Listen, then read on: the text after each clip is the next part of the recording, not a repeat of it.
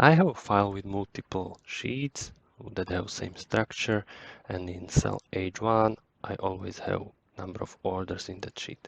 And I would like to make a summary and sum it all here. So I can do it here quickly manually. And then I will show you faster option, which is using sum function, sum Monday till Thursday. I will use colon, close the bracket. Now it will sum everything in the sheets from Monday till Thursday. It's very handy because if you add one sheet here, so let's create a copy of this one, put it here, it will be automatically added.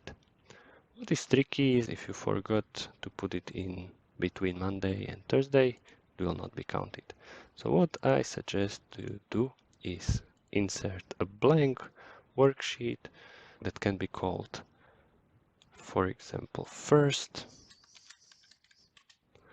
then one at the end, again blank, that can be called last, and just update your formula from first